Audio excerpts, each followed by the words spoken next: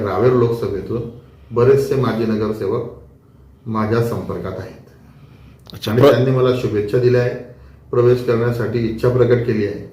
Even तुम्हाला आणखी सांगतो मी, हे जे काल पत्रकार परिषदेला जेवढी मंडळी होती दोन्हीकडे, त्या मंडळींपैकी काही मंडळी माझ्या संपर्कात आहे काल संध्याकाळपासून. परंतु ही आजचीच परिस्थिती पाहतो मी, एकीकडे पत्रकार परिषद घेतो आणि सांगतो की असं चाललंय तसं चाललंय, आणि दुसरा त्यांचाच शब्द खोडून काढतो की हे पत्रकार परिषद आम्हाला मान्य नाहीये.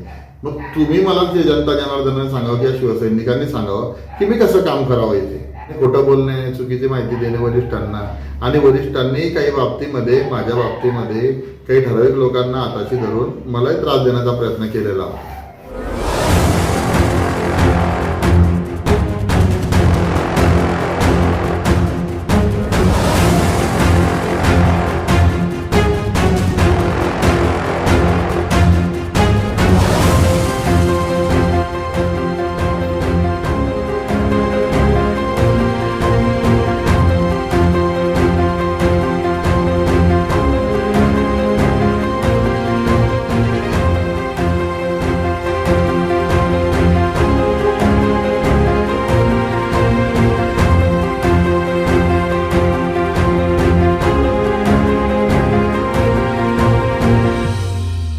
सर, काय सांगा, जिल्हा अध्यक्ष रावेरचं पद मिळाल्यानंतर प्रथम वेळेस या ठिकाणी भुसावळ शहरामध्ये पत्रकार परिषद होते. पद घेण्याच्या अगोदर, या ठिकाणी स्वीकारण्याच्या अगोदर अनेकांनी टीका टिप्पण्या केल्या. आपण पाहिलं पत्रकार परिषदेच्या माध्यमातून, काय सांगाल? या महाराष्ट्र राज्याचे सन्माननीय मुख्यमंत्री आदरणीय श्री एकनाथजी शिंदे साहेब, तसेच या जळगाव जिल्ह्याचे पालकमंत्री माननीय नामदार श्री गुलाबरावजी पाटील साहेब, माझे राजकीय गुरु तथा ज्येष्ठ बंधू माननीय आमदार श्री चंद्रकांत भाऊ पाटील साहेब, या नाशिक विभागाचे सर्वेसर्वा माननीय श्री भाऊसाहेब चौधरी, आमचे संपर्क प्रमुख माननीय श्री देशमुख साहेब यांनी माझ्यावर जो विश्वास दाखवला आणि ज्या वेळेस प्रवेश त्यावेळेसच मला जिल्हा प्रमुख पदाची जबाबदारी सोपवली, त्याबद्दल सर्वप्रथम मी त्यांचे आभार व्यक्त करतो. आणि त्यांनी जी मला जबाबदारी सोपवली आहे त्या जबाबदारीला पूर्णपणे न्याय देण्याचा प्रयत्न मी करणार आहे. ज्या वेळेस आता माझ्यावर आरोप होत आहेत ते आरोप भुसावळसाठी काही नवीन प्रकार नाही आहे. अगोदर त्यांनी दोघांनी मिळून, दोन्ही जे गट होतात म्हणतोय आपण, अगोदरच संख्या काय होती तुम्हालाही माहिती आहे, मलाही माहिती आहे. त्यातल्या त्यात दोन गट, त्यांनी दोघांनी दोन पत्रकार परिषदा घेऊन माझ्याविषयीची समजा गरड ओकली. त्यातली एखाद दुसरी गोष्ट त्यांनी सिद्ध करून दाखवावी. निधी मिळाला म्हणताय, तर निधी काही मला माझ्या असा कॅशमध्ये माझ्या हातात नाही मिळाला. निधी 2 कोटीचा आणि 1 कोटीचा निधी सन्मान्य नामदार एकनाथरावजी शिंदे साहेबांनी नगरविकास मंत्री असताना त्यावेळेस मला दिला होता. त्यातून मी जवळपास 1 कोटीचे पूर्ण कामं वरणगाव शहरामध्ये नगरपालिका हद्दीमध्ये केलेले आहेत. त्यामध्ये अभ्यासिकेमध्ये फर्निचर दिलं आहे 16 लाख रुपयाचं जवळपास. एक व्यायामशाळा बांधली आहे मुलांसाठी. एक या जळगाव जिल्ह्यामध्ये एक नवीन ओझोन पार्कची निर्मिती केली आहे. एक पूल बांधला आहे. 2 रस्ते तयार केलेले आहेत. हा निधी नगरपालिकेमार्फत वापरण्यात आला आहे. आणि त्यावेळेला सन्माननीय श्री एकनाथजी शिंदे साहेबांनी जी या पदाला निधी देऊन किंमत आणली होती, तर या मंडळींनी त्या पदाची किंमत लावणे सुरू केल्यामुळे मी शिंदे साहेबांकडे विकासाच्या दृष्टीनं जे कार्य चाललं आहे, या जिल्ह्याचे पालकमंत्री, सर्व आमदार मंडळी जे विकासात्मक कार्य करत आहेत याच्यामध्ये, त्याच्यावर प्रेरित होऊन मी तिकडे गेलेलो आहे. तर शिंदे साहेबांसोबत काम करण्याची माझी तयारी झाली, इच्छा झाली आणि त्यांनी मला स्वीकारलं आहे. आपण शिवसेनेत होतेच नाही असा एक आरोप आहे. शिवसेनेचे होतेच नाही. मी शिवसेनेचा नव्हतो, पण मी इमाने इतबारे शिवसेनेचं काम केलेलं आहे. मी शिवसेनेत ज्या वेळेस आलो त्याच्या आधीच्या शिवसेनेची तुम्ही परिस्थिती पहा की इथे आमदारकीला डिपॉझिट जप्त झालेली होती. त्यानंतर मी आल्याच्या नंतर 3 पैकी 1 जिल्हा परिषदेची सीट आपण मिळवली सर्वांच्या सहकार्यानं. त्यानंतर एक पंचायत समितीची सीट मिळवली. एक पंचायत समितीची सीट अवघ्या 37 मतांनी आपली गेली. त्यानंतर तडवेल सारखी मोठी ग्रामपंचायत त्यावेळेसही आपण मिळवली. तेव्हापासून आज तगायत आपल्या हातात आहे. या तालुक्यामध्ये जवळपास 15 ते 16 ग्रामपंचायतीवर 38 पैकी आपलं वर्चस्व होतं आणि आजही 8 ते 10 ग्रामपंचायतींवर आहे. जी 7,500 जी मतदारांची संख्या होती ती मतदारांची संख्या आपण 30, 35, 40 हजारापर्यंत नेऊन ठेवली आहे. अजून शिवसेनेत नव्हतं, म्हणजे मी कुठल्या वेगळ्या पक्षाचं काम करत नव्हतं. इमानी इतबारी मी तिथे काम केलेलं आहे. परंतु ही आजचीच परिस्थिती पाहतो मी. एकीकडे पत्रकार परिषद घेतो आणि सांगतो की असं चाललंय तसं चाललंय, आणि दुसरा त्यांचाच शब्द खोडून काढतो की हे पत्रकार परिषद आम्हाला मान्य नाहीये. मग तुम्ही मला जे जनता जनार्दनाने सांगावं किंवा शिवसैनिकांनी सांगावं की मी कसं काम करावं इथे. त्यामुळे मला बेस्ट वे शिवसेनेतच काम, मूळ शिवसेनेमध्ये मी गेलो आहे. मूळ शिवसेनेमध्ये मी आमदार एकनाथरावजी शिंदे साहेब तथा पालकमंत्री तसेच आमदार साहेबांच्या मार्गदर्शनाखाली आणि वरिष्ठ नेते भाऊसाहेब चौधरी यांच्या मार्गदर्शनाखाली मी कामाला सुरुवात केलेली आहे. त्याचा परिपाक म्हणून आजच काही प्रवेश झालेले आहे. आता मी इथून यावल तालुक्यामध्ये काही प्रवेशासाठी जात आहे. सर, आपण पाहिलं असतं की आपण ज्यावेळेस शिवसेनेमध्ये असताना, उभाटामध्ये असताना आपण 2 गट म्हणताय, पण वरिष्ठांनी सुद्धा त्या ठिकाणी एकत्रित करण्याचं काम केलेलं होतं, करत होते. मला वाटतं पारकर साहेबांसोबत सुद्धा त्या ठिकाणी बैठकी त्याच्या आधी पण झालेल्या होत्या. मग तो प्रकार होऊ शकला नाही का? एकत्र होऊ शकले नाही का शिवसैनिक भुसावळ शहरात? भुसावळ शहरामध्ये ज्या वेळेला काही पदांचा वगैरे विषय येतो त्यावेळेला हे लोक नेहमीच भांडणं करतात, नेहमीच ओढताण करतात. काम करायला कोणीच तयार नसतं, काम करायची कोणालाच पडले नाही. ज्याला त्याला पदं पाहिजे बसवण्याचा मी यांना 100 वेळा समजवण्याचा प्रयत्न केला, हात जोडले यांचे.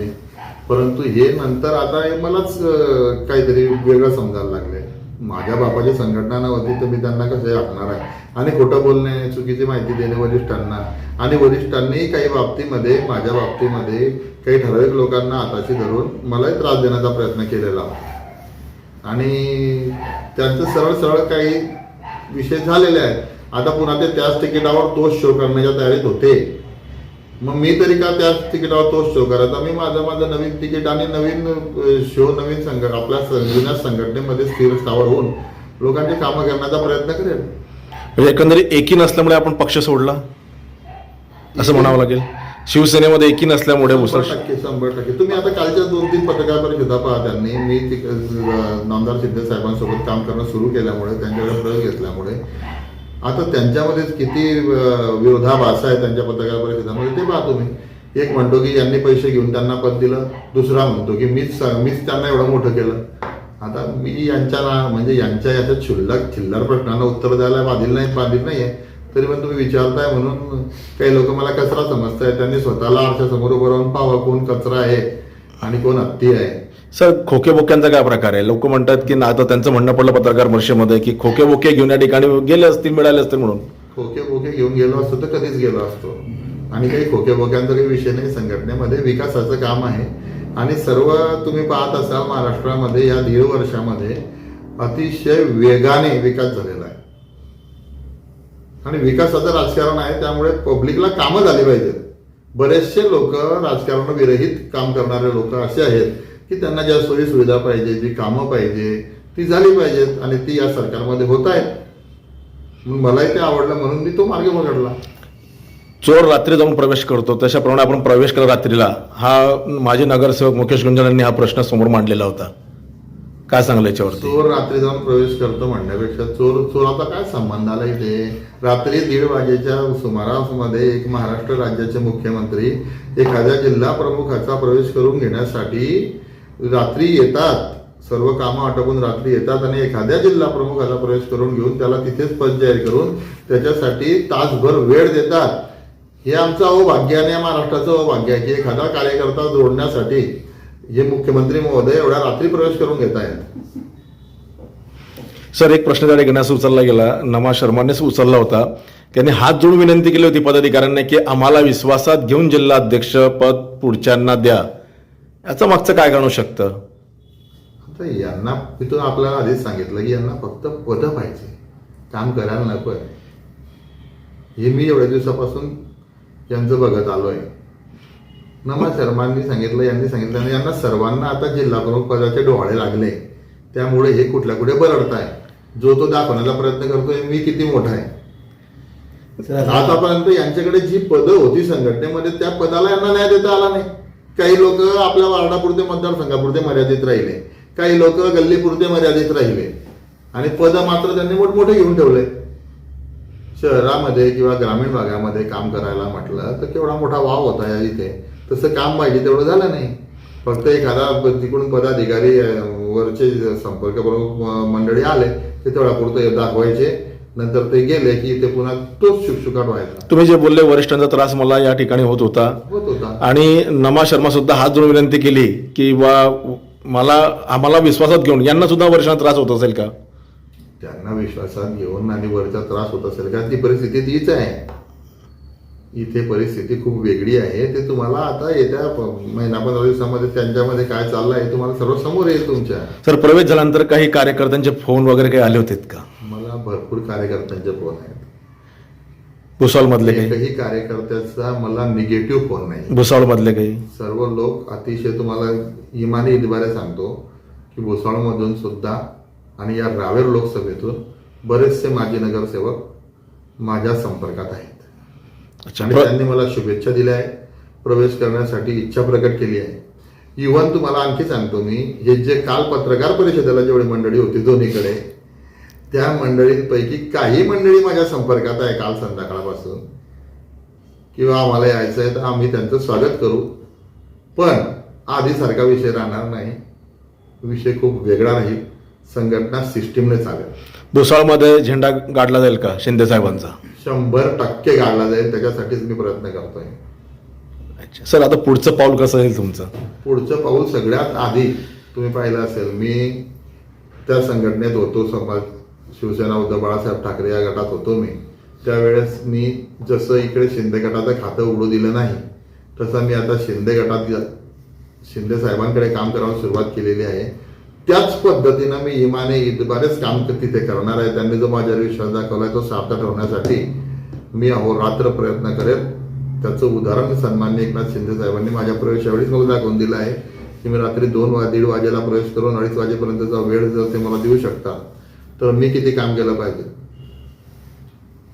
तर त्याचनुसार मी काम करून संघटना उभी करून दाखवेल. आपल्याला सर्वात मोठा पाठिंबा तुम्हाला समाजाचा मिळाला. आपण त्यांना शब्द दिला होता आणि तो शब्द आपण पाडला की मी राजीनामा देईल आणि शिवसेना रामराम ठोकेल आणि आपण आलात. समाज बांधवाचा खरं फार कौतुक करण्यासारखा विषय झालेला आहे. काय सांगाल? माझ्या संघटना सोडण्यामागचा तो खूप मोठा आणि महत्वाचा मुद्दा आहे.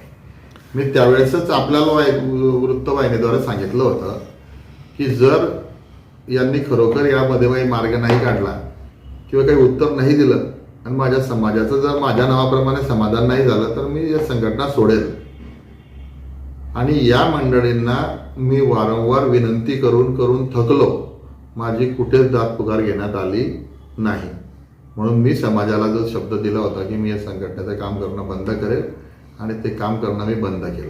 तुफान आपली यारी जगात हाय लय भारी, इमोशन्सने भरलेली काळजाला भिडणारी यारी.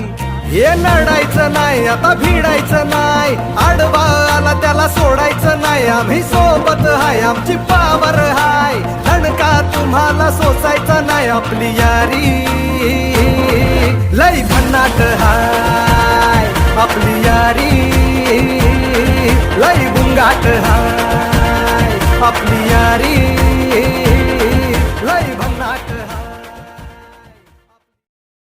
Subscribe now and press the bell icon. Never miss an update.